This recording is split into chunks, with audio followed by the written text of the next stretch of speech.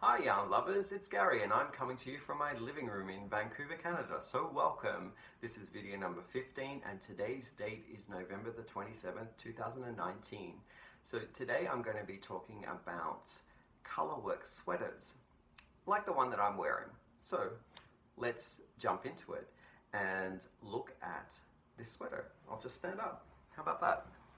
So this colorwork sweater has a base of Briggs and Littles Regal, I think it's called Horizon Blue. Yes, it's Horizon Blue. And what we have is colorwork in the band around the waist and colorwork in the bands here of the arms. And also the front, chest and back area has this motif that goes right around. So I'll just show you there.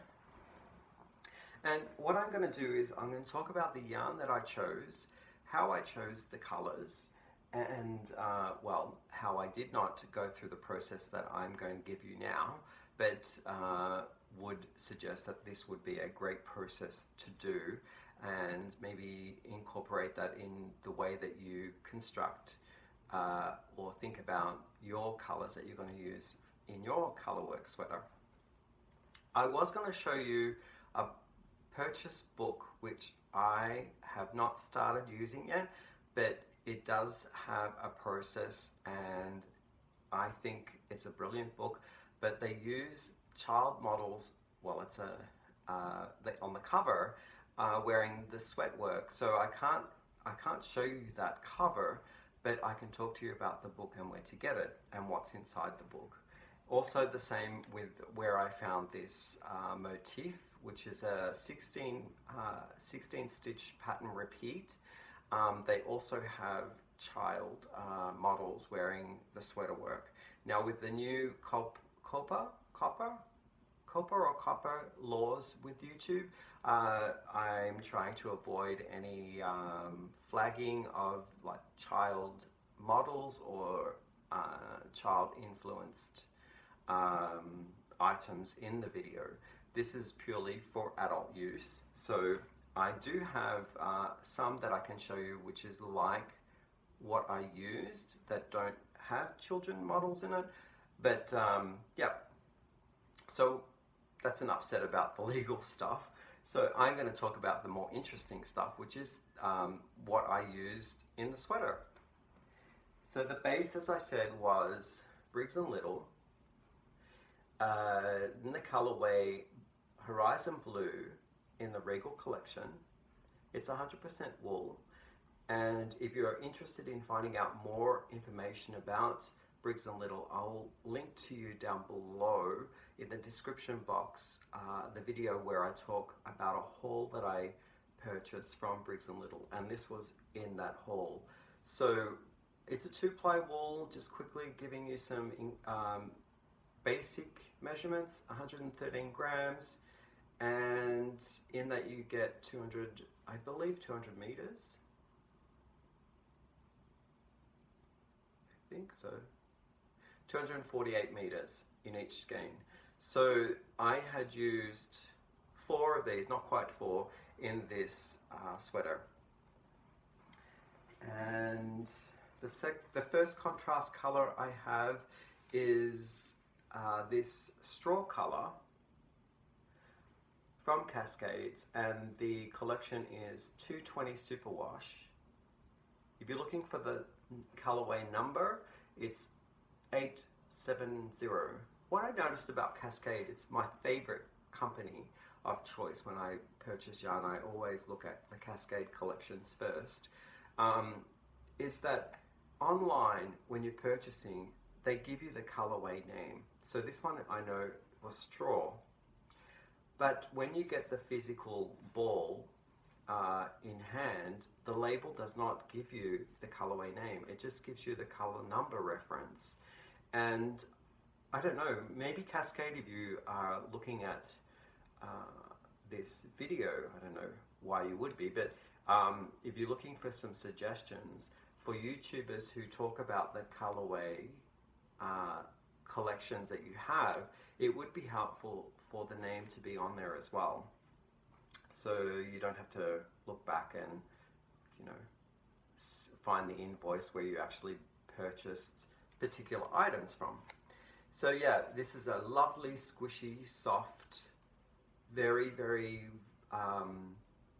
bouncy yarn, and I absolutely love it. But I use that as the first contrasting color. And if you're looking for more details, it is in each donut-shaped ball, you get 100 grams and 200 meters. And this is Seattle, Washington is where Cascade is located, but the ball band says this particular yarn was made in China.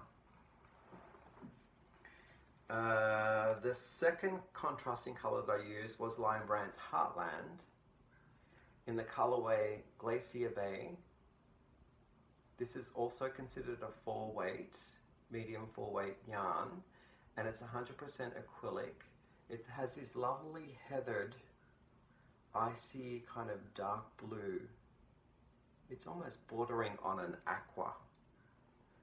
And a little bit about this skein. I used maybe about 1/3 of a skein for this sweater, and when you get this ball, this size, you get 5 ounces or 142 grams, and you get 230 meters in this ball.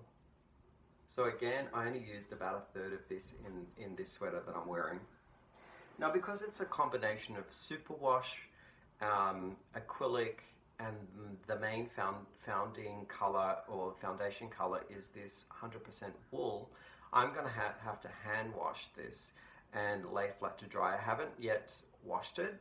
I made it about in May sometime, I believe it was, and I've only worn it a couple of times in the winter months. But when I come to wash and block it, I will definitely hand wash and lay flat to dry.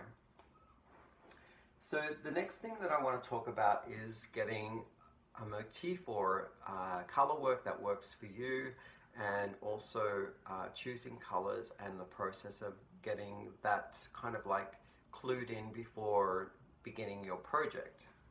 So as I mentioned before, I can't show you the actual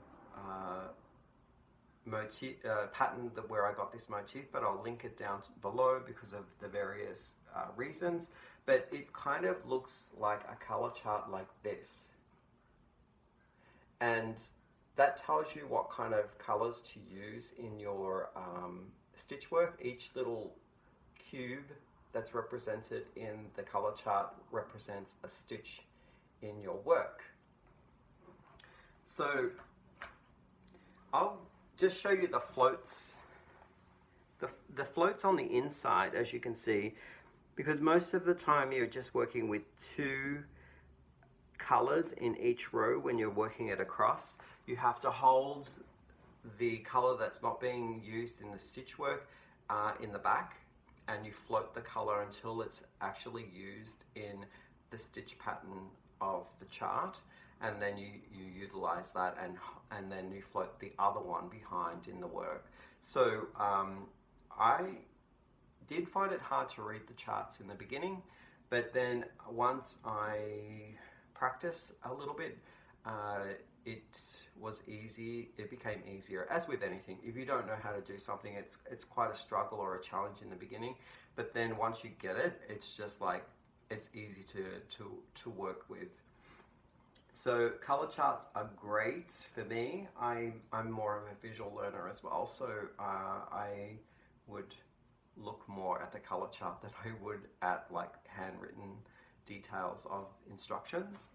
Now, the other thing that I wanted to really show you a clip of is the front cover of a book that I purchased called Strange Brew, and it's from a group called Tiennie, and I will leave in the description box below a link to where you can find that. I think they may sell that publication through Rivalry, and in that book, it's amazing. It's like a Bible.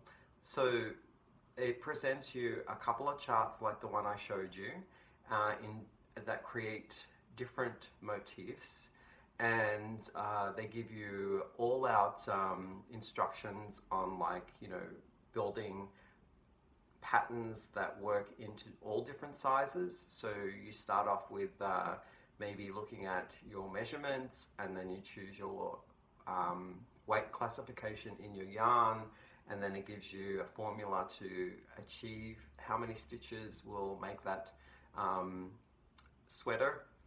So it's almost like you can mix and match according to what you need. So it reads a little bit differently as a straightforward pattern. You can actually use measurements throughout the book in all the patterns that they present, and I just don't know how they managed to keep everything straight in that formula, but they do, and it's just an amazing book. So look for that book if you're looking for inspiration, for sure. What they suggest in the book is to choose colors that you that suit your complexion, for starters, or your wardrobe, or the ones that you gravitate more to, and just do some tests in hats. So you may know that I've been knitting up these hats for Christmas presents. So something that would put the pattern work through, like a hat, and if it's a 16 count pattern repeat, then you do a hat that basically has the 16, a hat that divides into 16. So I think that would be, I don't know exactly off the top of my head what this hat was, but it was a division of 16. And then you can choose the colors that you want to use in your sweater before you actually commit to knitting up the sweater. So here's one here, and here's another one here. Uses the same stitch work, same number of stitches, and just two different colorways. So as you can see, it really is very different. The look and feel of both is very different. So that would be my tip, as well as in Strange Brew from Tin Can Knits. They also suggest that you do little tests in as hats before committing to a sweater. So I think that covers everything that I wanted to talk about on this colorwork sweater here. And include in this video that when you're searching for inspiration, for sure, click on the links below to get inspired with some of the resources that I used. But also, if you are searching for your own, sometimes these sweaters and pattern works you are searching fall under a name called Fair Isle sweater, or Norwegian sweater, or Icelandic sweater. So with that, you'll get different motifs and different patterns, and you can mix and match. If you want, you can try something new. I am thinking of doing my next colorwork sweater in January, so I'm thinking of using the Tin Can Knits Strange Brew book, and if there's anything else out there that other people are suggesting is a great resource, I'm very, very open to look at those resources as well. The next video that I've got planned is a yarn haul from Hobium.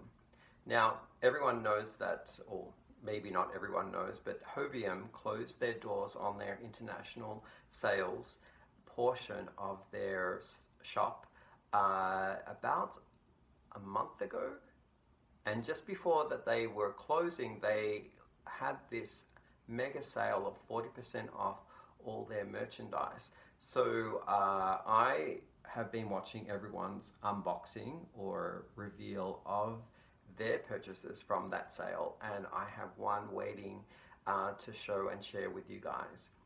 If you found anything in this video that has been helpful or inspiring, or has helped you out with your colorwork sweater, I would please ask you to subscribe, hit the like button, share this video amongst your friends if you feel that they would be interested in colorwork sweater, information, that would be great. There's that notification bell as well. If you want to hit that, then you won't miss out on any other future videos. I look forward to seeing you in the next one. Bye for now.